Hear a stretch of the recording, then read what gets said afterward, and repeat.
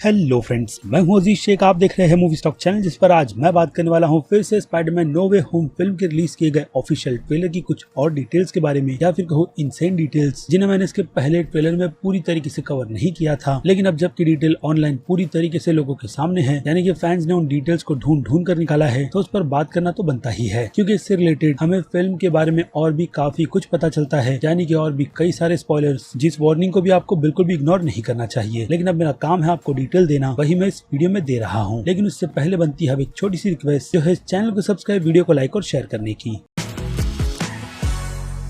So friends, तो insane detail में सबसे पहले बात कर लेते हैं इलेक्ट्रो के कैरेक्टर से ही रिलेटेड, जिनमें फिर से जिक्र इलेक्ट्रो के कलर को लेकर ही होगा, जिस पर अब फैंस की नजर गई है और उनकी तरफ से ये डिटेल ढूंढ कर निकाली गई है कि इस सीन में हम जो इलेक्ट्रो को देख रहे हैं वो एक्चुअल में एंड्रू गारफील्ड के यूनिवर्स का इलेक्ट्रो ही है, क्योंकि कलर का कॉम्बिनेशन ब्लू है, येलो बिल्कुल भी नहीं। और ये चीज आपने भी बहुत ही अच्छी तरीके से नोटिस की होगी। लेकिन अब यहाँ पर डिटेलिंग के तौर पर और भी डिटेल्स निकल कर आई है, जिनमें बात करें स्पाइडरमैन के ब्लैक सूट की, यानी कि टॉबी के कैरेक्टर के वर्जन के स्पाइडरमैन की, तो वो इस सूट को अपग्रेड कर अपनी दोस्तों की मदद से कर बनाएगा, जिनमें फाइनल पार्ट यानी कि मैजिक उसे doctor strange iron spider shoots के ही वेब शूटर को मैजिक में कन्वर्ट करके देने वाले हैं, यानी कि मैजिक ब्रेसलेट, जिसकी मदद से वो डायरेक्ट ही सिक्स सिनिस्टर्स के विलन को पकड़ कर सीधे डॉक्टर स्ट्रेंज की प्रिजन में कैद कर देगा। यानी कि ये पोर्शन जो फिल्म में हमें दिखाया जाएगा वो फिल्म के मिड में ही रहेगा, खास करके इलेक्ट्रो के कैरेक्टर की एंट्री में, जिस दौरान उसे सैंडमैन का कैरेक्टर इलेक्ट्रो से प्रोटेक्ट करेगा। क्योंकि सैंडमैन के कैरेक्टर में जो चेंजेस नजर आए थे, यानी कि सुधरने के, वो यहाँ पर आने के बाद भी उन्हीं सिचुएशन में खोया हुआ है, जिसमें वो ये गलती फिर से दोबारा नहीं दोहराना चाहता स्पाइडरमैन के अगेंस्ट होकर। लेकिन जो डिटेल मैंने आपको उसके पहले ट्रेलर में प्रोवाइड की है सैंडमैन के कैरेक्टर से रिलेटेड, उस पर मैं अब भी कायम हूँ, क्योंकि वो एक अच्छा रीजन हो सकता है जिस कारण से सैंडमैन स्पाइडरमैन के कैरेक्टर के अगेंस्ट हो जाए, जो इस सीन में उसे अपने ही यूनिवर्स का समझ रहा है, जबकि वो लोग मल्टीवर्स के कॉन्सेप्ट में यानी कि स्पाइडरवर्स के यूनिवर्स में एंटर कर चुके हैं। खैर, तो ये सूट फिल्म में ज्यादा टाइम तक टिकने वाला नहीं है, क्योंकि एंड में हम टॉम के कैरेक्टर को इंटीग्रेटेड सूट में देखते हैं, यानी उसी के सूट का काफी अपग्रेड वर्जन, जो पहले से काफी ज्यादा बेटर, या फिर कहूँ बाकी सूट्स के मुकाबले में बहुत ही ज्यादा अच्छा है, इसलिए अपग्रेड तो बनता ही है। उसके बाद आ जाते हैं इलेक्ट्रो के कैरेक्टर को लेकर उस कंफ्यूजन पर कि इलेक्ट्रो के कैरेक्टर का कलर कैसे बदला। तो उसके पीछे का सिंपल रीजन मैंने आपको उसके पहले के ट्रेलर के ब्रेकडाउन में समझाया था कि इसके पीछे डॉक्टर स्ट्रेंज का मैजिक हो सकता है, यानी कि मल्टीवर्स का कॉन्सेप्ट, जिनकी एनर्जी से इलेक्ट्रो का रंग बदल गया। और उनमें सबसे जानदार और तगड़ी थियरी आयरन मैन का आर्क रिएक्टर है, जिनकी एनर्जी को एब्जॉर्ब कर इलेक्ट्रो ह्यूमन फॉर्म में कन्वर्ट हो चुका है, जो चीज उसके लिए बहुत ही ज्यादा इंपॉर्टेंट है, क्योंकि अमेजिंग स्पाइडरमैन 2 फिल्म में उसकी सिचुएशन कुछ इस तरीके की थी जिससे कि वो आम इंसानों को छू नहीं सकता था। लेकिन यहाँ पर आने के बाद, यानी कि खुद को अपग्रेड करने के बाद, उसे ये चीजें पहले तो बहुत ही ज्यादा पसंद आई, और अब वो नहीं चाहता कि पीटर उससे ये सारी की सारी टेक्नोलॉजी ले ले। इसलिए हम ट्रेलर में उसे ऐसे ही एक वर्ड को बोलते हुए सुनते हैं, जिसमें वो ये बिल्कुल भी नहीं चाहता कि पीटर उससे सारी की सारी चीजें ले ले, यानी कि अपग्रेड वर्जन के सामान ले ले, जिन पर फैंस की नजर बहुत ही अच्छी तरीके से गई है। और फैंस का मानना यही है कि ये जो कोई भी चीजें इलेक्ट्रो के पावर को उसे कंट्रोल करने में उसकी मदद कर रही है, वो दिखने में आयरन वानको के सामानों से बहुत ही ज्यादा मिलती जुलती है, और मुझे लगता है उसका प्रॉपर यूज इस फिल्म में बहुत ही अच्छी तरीके से किया जा रहा है। यानी अगर देखा जाए तो इस यूनिवर्स में उन सारे के सारे विलन्स को अगर जिंदा रहना है, तो उन्हें पीटर या फिर डॉक्टर स्ट्रेंज को ही रोकना होगा, यही एक ऑप्शन उनके पास बचता है। वरना वो सभी तब तक बिल्कुल भी नहीं रुकेंगे जब तक वो सारे के सारे विलन्स को उनके यूनिवर्स में ना भेज दे, जहाँ पर उनकी डेथ हो चुकी है। और इस डेथ में नाम तो सिर्फ 3 ही कैरेक्टर का आता है, सैंडमैन और लिजर्ड का बिल्कुल भी नहीं। बाकी लिजर्ड की सिचुएशन भी मैं आपको समझा चुका हूँ, जिसे इस फिल्म में हैंडल कैसे किया जाएगा। फिलहाल तो उस पर फैंस की तरफ से इतनी भी ज्यादा डिटेल्स निकल कर नहीं आई है, लेकिन इलेक्ट्रो के कैरेक्टर की डिटेलिंग बहुत ही ज्यादा अच्छी है, और वैसी ही डिटेलिंग ग्रीन गॉब्लिन के कैरेक्टर से भी रिलेटेड है, जिसकी कई सारी डिटेल मैं आपको उसके पहले के ब्रेकडाउन में दे चुका हूँ। लेकिन यहाँ पर बात करें ग्रीन गॉब्लिन के प्लान की, तो ग्रीन गॉब्लिन का प्लान बाकी सभी विलन्स को जमा कर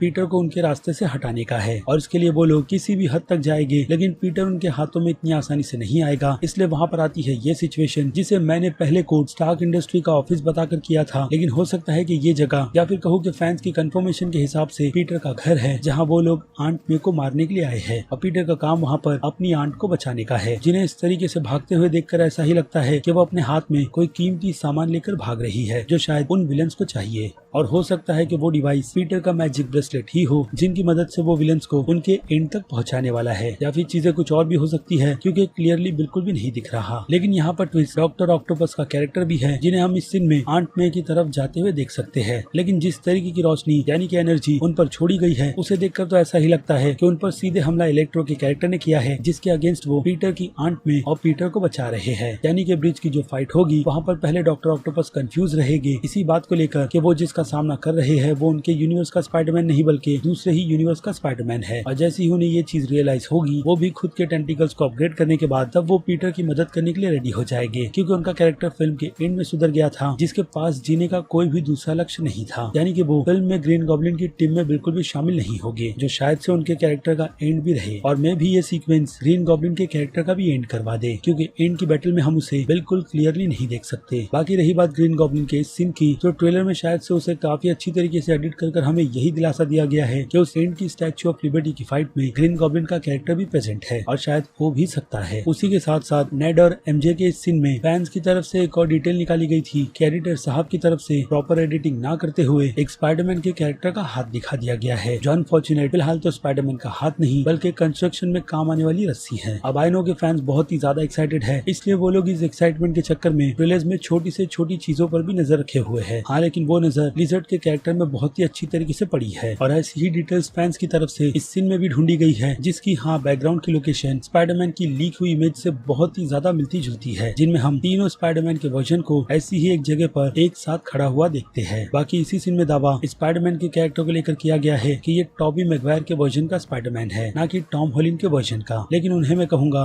कि बस फैंस को थोड़ी धीरज रखनी चाहिए, क्योंकि सिर्फ आंखों को ही देखकर इस बात की कंफर्मेशन नहीं की जा सकती, जिनमें अगर आप उस स्पाइडरमैन के वर्जन के हाथों पर नजर डालें तो सच हमारे सामने निकल कर आ जाता है कि वो वर्जन टॉबी मैगवायर का नहीं बल्कि टॉम हॉलिन के वर्जन का ही है। क्योंकि एंड्रू गारफील्ड और टॉम हॉलिन के वर्जन के स्पाइडरमैन का कॉस्ट्यूम इस फिल्म में किस तरीके का रहेगा और हाँ, उनके ग्लव्स भी, उसकी डिटेल मैं आपको ऑलरेडी पहले ही दे चुका हूँ। बाकी अगर आप कंफ्यूज्ड हो तो स्क्रीन पर दिख रही ये इमेज आपके सारे के सारे डाउट्स को क्लियर कर देती है कि किसके ग्लव्स में सिर्फ फिंगर्स रेड है, बाकी हथेलियां बिल्कुल भी नहीं। उसके बाद आ जाए एमजे के कैरेक्टर के गिरने वाले सीन पर, तो यहाँ पर भी आपको ग्लव्स में बहुत ही अच्छी तरीके से डिटेलिंग नजर आ रही होगी, जिसके बारे में अभी मैंने आपको बताया है कि ये स्पाइडरमैन टॉम हॉलिन के वर्जन का है, एंड्रू गारफील्ड के वर्जन का बिल्कुल भी नहीं। I know moments amazing Spiderman 2 film के हैं, लेकिन उन्हें रिक्रिएट टॉम हॉलिन के वर्जन की तरफ से किया गया है, एंड्रू गारफील्ड के वर्जन की तरफ से बिल्कुल भी नहीं, जो काफी अनफॉर्चुनेट है, क्योंकि फैंस को वही चीज देखनी थी जिनसे गुजरते हुए एंड्रू इस सिचुएशन को हैंडल करे। उसके बाद बात कर लेते हैं आखिरी पॉइंट की, यानी कि फिल्म के एंड के इस किसिंग सीन की, जो हमें सबसे पहली डिटेल तो यही दे देता है कि एमजे का कैरेक्टर फिल्म के एंड में मरेगा बिल्कुल भी नहीं, लेकिन साथ ही साथ इस बात का हिंट भी दे देता है, यानी कि फिल्म के प्लॉट के ट्विस्ट का, कि जो स्पेल डॉक्टर स्ट्रेंज ने टॉम हॉलिन के वर्जन के स्पाइडरमैन के लिए चुना था, उसकी कीमत टॉम हॉलिन के कैरेक्टर को फिल्म के एंड में चुकानी पड़ेगी। जिस स्पेल के असर करने के बाद सबसे पहले तो रियलिटी नहीं टूटेगी, क्योंकि सिचुएशन को बहुत ही अच्छी तरीके से हैंडल करते हुए सारे के सारे विलेंस को शायद से उनके यूनिवर्स में भेज दिया जाएगा। लेकिन इससे कहीं ना कहीं सोनी पिक्चर्स में स्पाइडरवर्स की शुरुआत हो जाएगी, जिसे सोनी वाले तो बिल्कुल भी बंद करने के मूड में नहीं रहेंगे। बाकी सोनी और डिज्नी की जो डील हुई है उस पर भी मैं आपको डिटेलिंग दे चुका हूँ, जिनमें ज्यादातर तो स्पाइडरमैन यानी कि कहूँ टॉम हॉलिन के वर्जन के स्पाइडरमैन की स्टोरी को डिज्नी वाले अपने यूनिवर्स में एक्सप्लोर करेंगे, और बाकी के बचे हुए स्पाइडरमैन की स्टोरी और उनके कैरेक्टर के पूरे यूनिवर्स को बहुत ही अच्छी तरीके से एक्सप्लोर सोनी पिक्चर्स वाले अपने स्टूडियो में करने वाले हैं। लेकिन आ जाए फिर से उसी पॉइंट पर, यानी कि चीजों को सिमट कर जब ठीक होगी तो डॉक्टर स्ट्रेंज का वो स्पेल काम करेगा और सारी की सारी दुनिया, यहाँ तक कि एमजे और नेड भी ये बात भूल जाएगी कि टॉम हॉलिन का कैरेक्टर ही स्पाइडरमैन है। और फिल्म की सेट इमेजेस से आपको वो बात भी बहुत ही अच्छी तरीके से याद होगी कि इतनी बुरी सिचुएशन के बाद भी टॉम हॉलिन का कैरेक्टर बिल्कुल भी हार ना मानते हुए एक दूसरी कोशिश एमजे के कैरेक्टर को फिर से इम्प्रेस करने की करेगा, ताकि वो उसकी लाइफ में फिर से वापस आ जाए, जिसे इस बार वो अपना सीक्रेट बिल्कुल भी नहीं बताएगा कि असल में वही स्पाइडरमैन है। इसलिए हम उसे एक केक शॉप में एमजे के कैरेक्टर से मिलते हुए देखते हैं, जो बस पीटर को उसके स्कूल के दोस्त के हिसाब से ही जानती है, स्पाइडरमैन के टैगलाइन से बिल्कुल भी नहीं। और अब इन डिटेल्स को लेकर आपकी क्या राय है उस बारे में मुझे कमेंट करके जरूर बताइएगा, क्योंकि डिटेलिंग खत्म हो गई है, यानी कि वक्त है वीडियो को यहीं पर खत्म करने का। मैं हूँ अजीज शेख, आप देख रहे थे मूवी स्टॉक चैनल, जिसे अगर आपने अभी तक सब्सक्राइब नहीं किया है तो सब्सक्राइब कर लीजिए और बगल में बने हुए इस बेल आइकन के साथ साथ नोटिफिकेशन को भी ऑल पर क्लिक कर दीजिएगा। बाकी अब मैं मिलूंगा जल्दी आपसे दूसरी किसी वीडियो में किसी और फिल्म या फिर किसी और सीरीज के टॉपिक पर बात करते हुए। तब तक के लिए आप मेरे चैनल के और दूसरे वीडियोस को भी एंजॉय कीजिए और टिल देन